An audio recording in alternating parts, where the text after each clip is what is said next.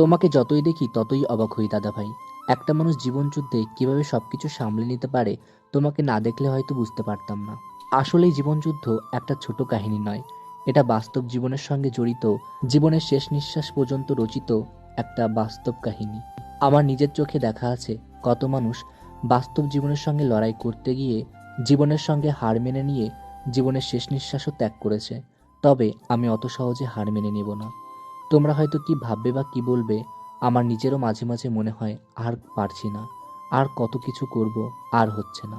তবে রোজ দিন ঘুম থেকে ওঠার পর আবার নতুন করে বাঁচার স্বপ্ন দেখি। বিভিন্ন কাজের ব্যস্ততার মধ্যে দিয়ে সবকিছু ভুলে রাখার বা ভুলে যাওয়ার চেষ্টা করি। মাঝে মাঝে মনে হয় আর কতদিন এভাবে চলবে? একটু কি ভালো দিন আসবে না? একটু কি ভালো সময় পাবো না? সব সময়ের উপর ছেড়ে দিয়েছি। আমি আমার কর্ম করে যাব আর সময়ের অপেক্ষা করব। দেবযানী দত্ত কমেন্ট করেছে, খুব বুদ্ধিমান তুমি ভাই। সব সময় নিজেকে কাজের মধ্যে রাখো যাতে মনটা ভালো থাকে। মায়ের অভাবটা ভুলে থাকার জন্য। সব বুঝি, মা কি সম্পদ। আসলে তুমি বা তোমরা যাই বলো না কেন, মায়ের কোনো বিকল্প হয় না। মা মাই হয়। যে না বলা কথাও বুঝে যায়, খিদে, কষ্ট, অনুভূতি সবকিছুই বুঝতে পারে তার সন্তানের চোখ মুখের দিকে তাকিয়ে। আমার মাও ঠিক তেমনই ছিল আমার কাছে। তবে হ্যাঁ, সত্যি আমি নিজেকে ব্যস্ত রাখার চেষ্টা করি যাতে সব কষ্ট ভুলে থাকতে পারি। নিজেকে এতটাই পরিশ্রমী করতে চাই যেন শত কষ্ট আমার এই পরিশ্রমের কাছে হার মেনে নেয়। নতুন বছরে নতুন কিছু ভালো না হলে এ জীবন মনে হবে না। তাই সবার যখন ভালো হচ্ছে আমাদেরও ভালো হবে, সেই ভালো থাকার এবং সেই ভালোর অপেক্ষা করতে করতেই দিন কাটছে।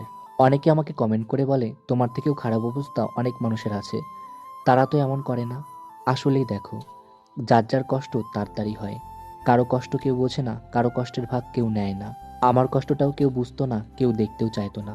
আমি হয়তো এমন কিছু করেছি যার কারণে আমাদের দুই ভাইকে সবাই এত ভালোবাসছে এবং আমাদের দেখতে পছন্দ করছে। এমনি এমনি তো করছে না, নিশ্চয়ই কিছু করেছি, এটাও বোঝার দরকার। গতকাল যে চারা গাছগুলো লাগিয়েছিলাম সেই ভিডিওটাতে অনেকেই কমেন্ট করেছে, তুমি চারা গাছগুলোকে প্রতিদিন চাল ধোয়া ডাল ধোয়া জল দেবে, গাছগুলো খুব সুন্দর হবে। আসলে এই গাছগুলো তো এখন খুব ছোট, যখন একটু বড় হবে তখন অবশ্যই দেব। আশিস চৌকিদার কমেন্ট করেছে, সাইড দিয়ে জাল দিয়ে ঘেরা দিও, না হলে গাছগুলোকে ছাগল এবং গরুতে খেয়ে নেবে। অনেক ধন্যবাদ। আসলে আমি নিজেও ভেবেছি গাছগুলো তো এখন ছোট আছে, ওদের হয়তো চোখ পড়বে না, একটু বড় হলে তারপর আমি সাইড দিয়ে ঘেরা দিয়ে দেব। কিছুদিন ধরে আমাদের এখানে খুব ঠান্ডা পড়ছে। আজকেও খুব তাড়াহুড়ো করে রান্না করছিলাম।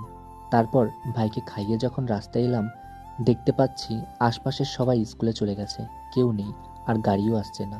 তাই আমি ভাইকে বললাম, ভাই